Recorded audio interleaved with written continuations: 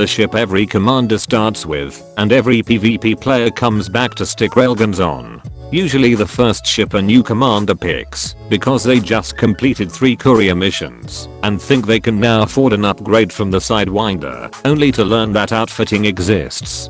Flown either as a taxi ship, or by a PvP player who thinks mine launchers are still cool and good in 2019.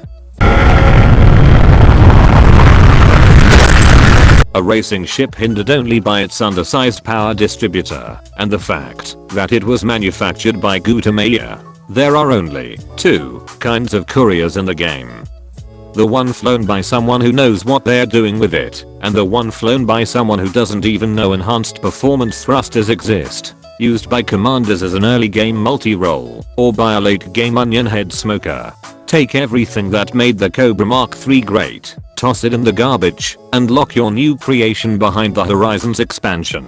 Used either by professional race pilots, or by PvP players who would never dare to sully their reputation by flying a Gutamaya vessel. Suffers the same fate as the Cobra Mark IV, the one used for combat, the one used to explore, most heavily armed ship of its size class.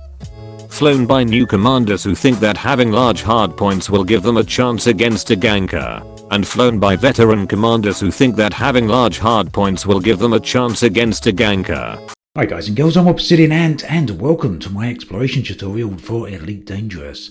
This ship has absolutely no logical reason for existing other than for Frontier developments to mock us. God is dead, and we killed him. Outclassed by the Asp Explorer in every conceivable way except for cost. A Type 6 with a fighter bay. The launched fighter is probably better at combat than the Keelback is. A mid-tier combat ship used by players who would love to get down on their knees and suck Zachary Hudson's fat juicy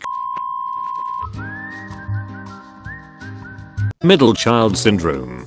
Falter XV89 probably has a picture of this ship printed onto an anime body pillow. Created when an Alliance engineer, high on ketamine, decided to copy the Federal assault ship and overdosed before getting to the armor value. Middle child syndrome 2. Electric Boogaloo. A chieftain with a fighter bay and a spoiler. Every PvP player watching this video just popped a fat boner. Largest cargo capacity of any medium ship. Can be used for combat, but who really gives a shit about that when there's void opals and painite? Like a Python, but a little bit faster and a little bit more squishy. The exploration ship for when explorers think having extra hard points will give them some sort of brownie points.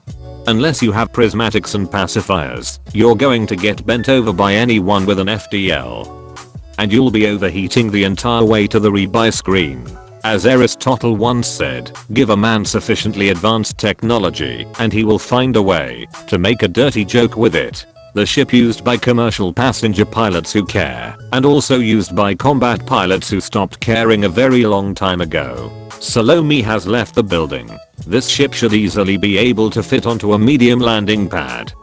However, Frontier Developments is retarded and made it 5 meters too tall. The heavy transport ship of choice for people who only fly in solo mode. Originally intended to be used as an anti-Xeno gun platform. Then some mad lad soloed a Hydra in a hauler and Frontier gave up. At least this one has a spoiler. Proof that Frontier planned to implement damage models for every ship in the game but got lazy. A trend that has continued to today. A ship for 13th Legion to transport their healing beams on. Also great for people who have Google searched for Raceling Duval Rule 34. A top tier combat ship used by people who would love to get down on their hands and knees and let Zachary Hudson stick his fat juicy. Don't let your kids watch it!